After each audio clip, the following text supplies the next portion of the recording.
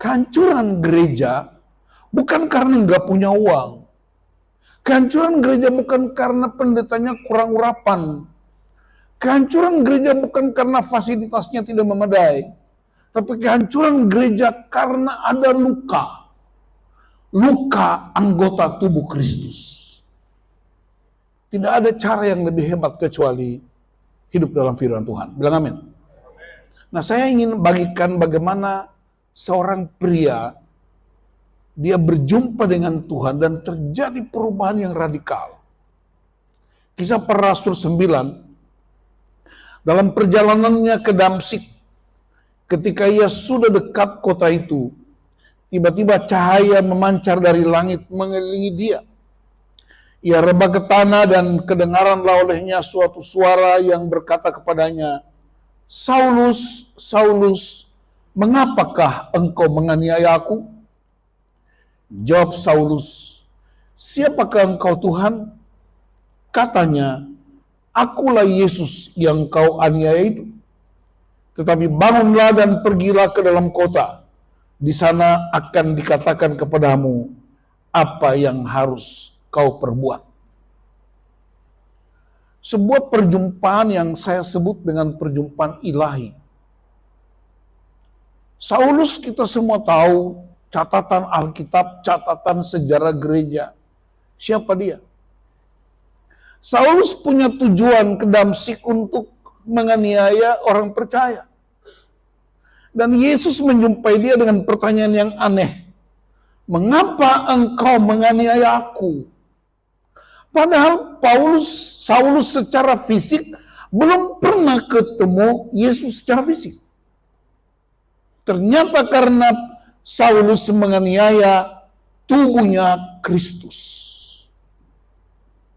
Kehancuran gereja bukan karena nggak punya uang. Kehancuran gereja bukan karena pendetanya kurang urapan. Kehancuran gereja bukan karena fasilitasnya tidak memadai. Tapi kehancuran gereja karena ada luka. Luka anggota tubuh Kristus. Sesama gereja saling melukai. Sesama hamba Tuhan saling melukai. Dan Yesus bilang, kalau tubuhku luka, kalau gereja luka artinya kepalanya sakit. Dan kalau kepala sakit kita nggak bisa bikin apa-apa. Melukai tubuh Kristus artinya kita membuat Kristus seolah-olah disalibkan untuk kedua kalinya. Dan sekarang sedang terjadi luar biasa. Apalagi orang numpang politik praktis yang sedang berlangsung. Betapa hebatnya gereja saling melukai. Betapa hebatnya hamba-hamba Tuhan saling menghakimi. Padahal itu sudah terjadi di zaman Saulus. Mestinya udah tidak ada lagi. Dan Yesus bilang, "Mengapa engkau menganiaya aku?"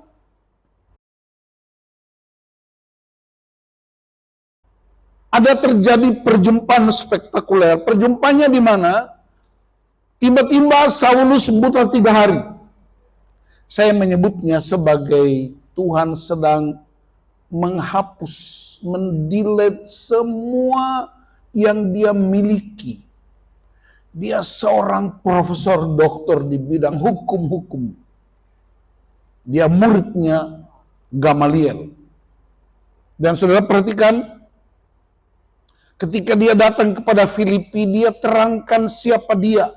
Filipi 3 ayat 5-7 dia bilang begini, "Aku disunat pada hari ke-8. Itu bicara apa? Aku anak perjanjian. Ishak pada hari ke-8. Yesus hari ke-8. Aku dari bangsa Israel. Israel itu bangsa pilihan. Aku suku Benjamin. Suku Benjamin itu suku raja pertama Raja Israel dari suku Benyamin, Saul. Aku orang Ibrani asli. Ibrani asli itu bicara tentang kepemilikan, hak waris. Aku Tanimbar asli.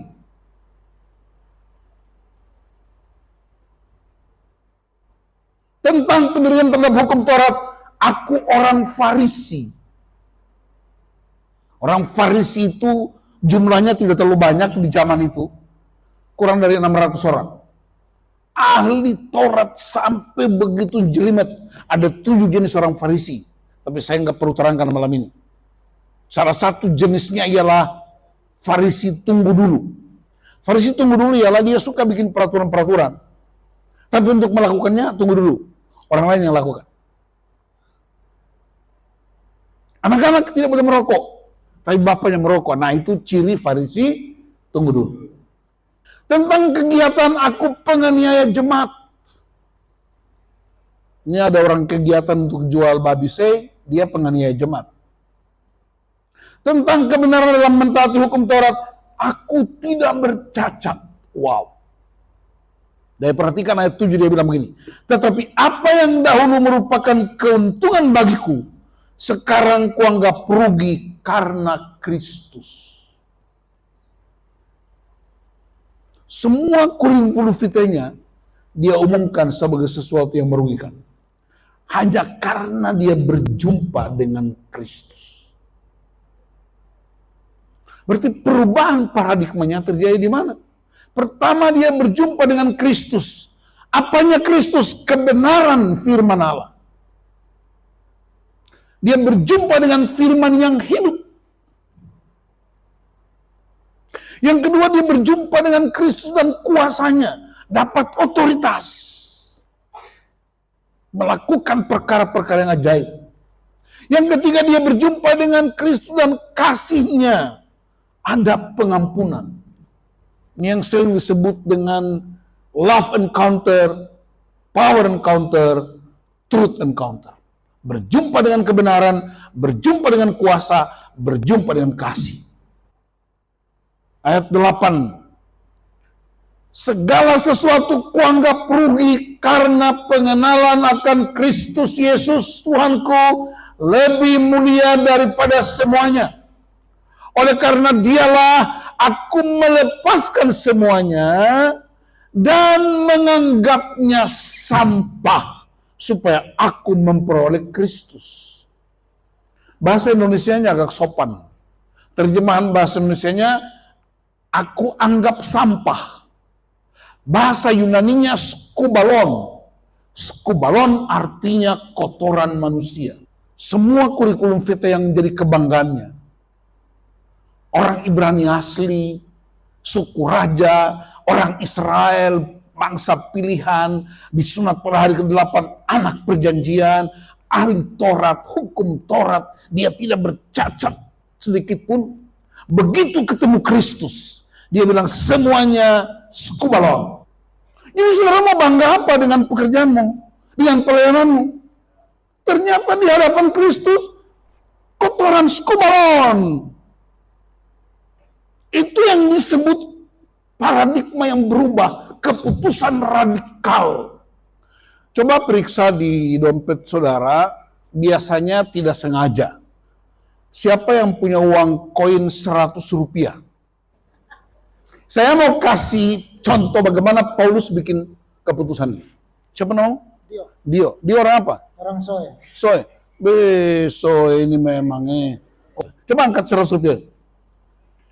100 rupiah ini bisa beli apa di Kupang? Permen 3, 500.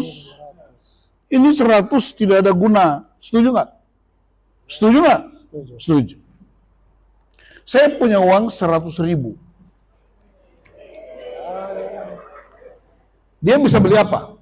Banyak. Kanan, Daging sei, ikan bakar, apa lagi? Sate, sirip pinang, rokok, bertobat, bisa beli roti babi, betul? Kau suka makan apa? Nabas. Nabas itu apa? Nasi babi. Ini tidak berguna. Ini berguna. Mau tukar nggak? Mau tukar? Mau. Kenapa mau? Karena nilainya lebih besar. Lebih besar. Deal. Sekarang pertanyaan saya, waktu kita keluar gereja, kau masih tukar lagi nggak?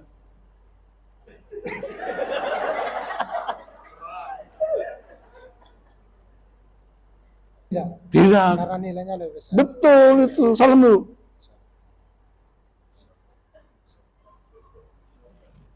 Paulus bilang, ini skubalon. Dia lepaskan semuanya karena dianggap tidak berguna. Supaya dia terima kemuliaan. Amin. Sekarang Pak Pendeta mau tanya, kau punya kebiasaan buruk apa? Suka tidur lat. Suka tidur Tidur lat. lat. Tidur susah bangun. Itu skubalon. Karena Yesus bangun pagi-pagi benar. Kamu bangun kesiangan. Rezeki dipatok ayam. Dibuang, dinyatakan skubalon. Supaya aku dapat kemuliaan Tuhan. Amin. Dan kebanyakan. Salam. Bilang apa? Terima kasih. Terima Pak. kasih.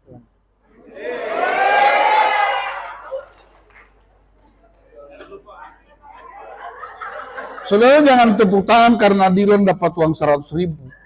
Tapi saudara mesti punya keputusan radikal. Saya mau lepaskan yang tidak berguna. Supaya saya terima kemuliaan Allah. Karena pekerja itu modalnya itu kemuliaan Tuhan. Pekerja itu bukan modalnya kepintaran. Kalau soal pintar mah, politisi pintar kok. Kalau soal kemampuan semua orang bisa. Tapi pekerja di ladang Tuhan, dia punya kemuliaan Allah. Bagaimana cara menerima kemuliaan? Lepaskan yang tidak berguna dalam hidup kita. Tidak sabaran, pingin ambil haknya, tidak mau antrian. Tadi siang saya dengan istri dari hotel kami naik Grab. Begitu naik mobil itu, dia buka 4 kaca jendelanya. Saya bilang, kenapa nggak pakai AC? Dia bilang, Bapak, saya rugi kalau buka pasang AC. Loh ini kan Grab. Iya, tapi Grab itu dong terima banyak, baru kita terima sedikit saja. Iya, tapi ini kan. Jadi agak sedikit percakapan yang tidak masuk akal saya. Pak, tapi ini saya punya keputusan, kalau Bapak tidak suka turun saja. Wih, alasannya supaya jangan rugi. Jadi saudara sedang ada di kota yang kayak begini nih. Dan saya berdoa supaya ada perubahan. Amin. Mesti ada sesuatu yang baru apa? Mulai para pelayan bikin pertukaran. Cara bertukarnya apa? Mesti ada yang mau mati. Satu kali ada lomba menyelam. Lomba menyelam dalam rangka 17 Agustus. Jadi panitia bilang 3 kategori. Kategori pertama, anak muda usia 20 tahun. Kategori kedua, bapak-bapak usia 50 tahun. Ketua usia 75 tahun. Jadi 3 kategori, 20 tahun, 50 tahun, 75 tahun. Panitia bikin pengumuman. Siapa yang lama di dalam air laut, juara 1. Siapa yang keluar cepat, juara 3. Begitu mereka tiga-tiganya menyelam, 10 menit kemudian anak umur 20 tahun keluar. Juara berapa? Juara 3. 15 menit kemudian bapak umur 50 tahun keluar. Juara berapa? Juara 2. Bapak yang umur 75 tahun ini sudah 1 jam tidak keluar-keluar. Dia sonde keluar 1 jam. Akhirnya ketua panitia bilang, tim SAR turun cari. Mereka menyelam di tempat tadi. Cari nggak ketemu. Cari di sekitar, dapat dia 100 meter. Dia sudah terbawa arus, dia punya baju tagai di batu karang. Waktu angkat ke atas, mati. Ketua panitia bilang, Pak Dokter, coba periksa nadinya, siapa tahu dia masih bisa tertolong. Dokter begitu periksa, dokternya namanya Dokter Franz. Begitu periksa nadinya, dokter kaget karena di dalam tangan pria tua ini ada tulisan spidol hitam besar. Tulisannya berbunyi, biar mati yang penting menang. Haleluya. Mau menang? Pak Thomas, mau menang? Mati. Ya. Mau menang? Para pekerja mau menang? Mati. Apa yang mati? Kok kesombongan itu? Kau punya gaya-gaya itu. Dompet tebal tapi isinya kartu nama semua. Gaya sah. Kalau tidak mau mati, nggak mungkin akan menjadi kemenangan. Paulus mati, caranya apa? Lepaskan semua yang menjadi kebanggaan. Ini pekerja di gereja itu, dia mesti bersedia mati. Jadi kalau suami istri lagi ribut-ribut, kalau istri lagi bapak tidak usah balas. Nanti terjadi tabrakan. Jadi kalau mama mulai bapak mati. Artinya apa? Kau diam saja. Nanti mama lama-lama dia capek, mati sendiri. Tadi kami sempat diskusi di Grab tadi itu. Saya korek istri saya bilang udah diam aja. Udah nggak nyambung ngomong sama orang kayak begini. Jadi mesti mati. Bilang amin. Udah anggota jemaat aneh-aneh. Kita udah layani begitu dahsyat.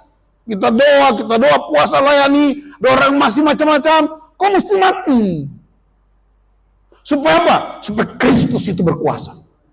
Amin. Kemuliaan Tuhan dinyatakan. Kemarin saya telepon Pak Gembala, Pak, apa tema gereja kita di sini? Beliau bilang apa? Sampaikan aja pesan Tuhan. Saya berdoa minta pesan Tuhan buat para pekerja. Pesannya apa? Tukar. Karena kota kita perlu pertukaran. Tukar yang hina, yang tidak berguna. Kesombongan kita, ego kita, gaya-gaya hidup kita yang tidak berguna. Tukar supaya kemuliaan Tuhan nyata buat kota ini. Amin. Dan Paulus lakukan itu. Apa yang terjadi? Terjadi perluasan yang luar biasa. Ekspansi. Lahirlah jemaat-jemaat. Korintus, Galatia, Efesus, Filipi, Kolose, Tesalonika. Mereka yang mengalami Tuhan, Timotius, Titus, Filemon, dan banyak lagi mengalami perjumpaan dengan Tuhan. Karena ada satu pria yang bersedia mati. Sebelum Kristus, kita bicarakan secara khusus. Paulus bersedia, lepaskan. Injil kerajaan Allah mulai menyebar. Sampai ke pelosok timur, sampai ke pelosok Tanimbar. Kalau nggak ada Injil, Pak Thomas juga nggak ada di sini.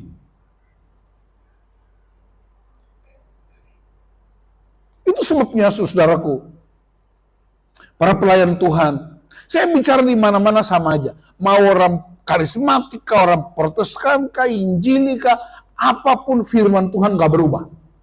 Dia sama aja. Kadang-kadang kita mengalami tekanan-tekanan yang luar biasa. Para pelayan-pelayan Tuhan kita mengalami banyak tekanan. Maunya jemaat, maunya keluarga, maunya anak-anak. Saya mau kasih tahu satu aja. Mati. Kunci pelayanan pekerja mesti bersedia mati. Terjadi pertukaran yang luar biasa. Dan ingat, salib itu pertukaran. Kenapa? Karena di salib Yesus dihukum supaya aku diampuni. Amin. Yesus disakiti supaya aku disembuhkan. Yesus dijadikan dosa oleh dosa saya supaya saya dijadikan benar oleh kebenaran. Yesus menjalani kematian bagi saya supaya saya menerima kehidupan. Yesus mengalami kemiskinan saya supaya saya menikmati kelimpahannya. Yesus menanggung rasa malu saya supaya saya menerima kemuliaan. Yesus menanggung ketertolakan saya supaya saya diterima oleh Bapa. Yesus menjadi suatu kutuk supaya saya menerima berkat. Kalimat-kalimat ini bukan hal baru. Kita sering dengar itu. Tapi praktiknya dimulai dari mana? Dari keluarga kita. Saya percaya, yakin, sangat yakin. Gereja yang sehat dan kuat datang dari keluarga-keluarga yang takut akan Tuhan. Kenapa? Saudara lihat gedung ini. Dia kuat bukan karena pendoanya hebat, bukan. Dia kuat bukan karena gembalanya. Gedung ini berdiri kokoh karena apa? Fondasinya. Kalau saudara alasannya para pendoa, lah gedung-gedung yang nggak ada pendoanya juga berdiri kuat. Kita berani masuk ke sini karena kita percaya Dia akan melindungi kita. Dan Dia kuat karena fondasinya. Gereja, persekutuan gereja yang kuat karena keluarga-keluarganya sehat. Dan kalau Anda mau lihat Kupang ini sehat, bangun keluarga yang kuat. Dan prinsip kita para pelayan mesti bersedia untuk lakukan pertukaran. Kapan ditukar? Tiap hari. Tiap hari kita bikin pertukaran. Karena pekerjaan Tuhan itu bukan mingguan. Pekerjaan Tuhan itu bukan bulanan. Dia setiap saat. Itu sebabnya saya berdoa supaya para pekerja di GBI Kupang Baru malam ini dapat pesan dari Tuhan. Pesan Tuhan buat kita para pekerja, pelayan, termasuk saya. Tukar. Yang hina dalam hidup kita. Lepas. Kalau kita anggap itu sebuah kebanggaan, Paulus bilang, skubalon. Dan bersedia untuk mati. Supaya Kristus dipermuliakan. Dan saya sangat yakin, hakul yakin, gereja menjadi penerobos utama untuk mengubah kota. Saya mau tutup. Satu kali ada pertandingan baseball antara tim New York melawan Philadelphia.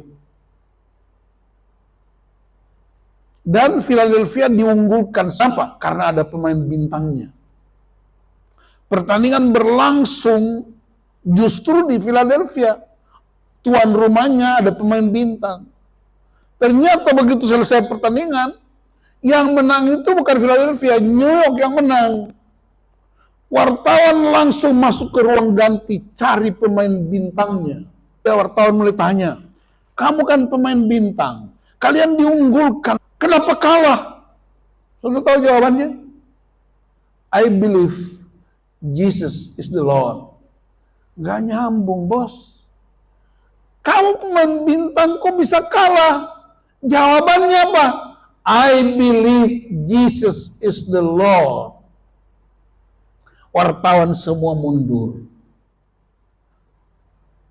Keadaan apapun, kekalahan kami tidak mengubah keyakinanku. Yesus, Tuhan dan Raja atas hidupku. Keputusan radikal. Dia tidak mempertaruhkan ketenarannya. Dia tidak mempertaruhkan keunggulan mereka. Apapun keadaan kami, kekalahan kami tidak mengubah keyakinan Yesus itu Tuhan dan Juru Selamat. Keadaan Kupang, keadaan NTT, keadaan bangsa kita, apapun keadaannya, Yesus itu Tuhan dan Raja. Amin. Saya berdoa buat para pekerja di GBI Kupang Baru, menjadi orang-orang yang Tuhan pakai luar biasa. Ada karakter yang dibentuk, kesediaan untuk melakukan pertukaran, dan bersedia mati. Mati, egonya mesti dimatikan, supaya Kristus hidup dan berkuasa. Haleluya. Amin.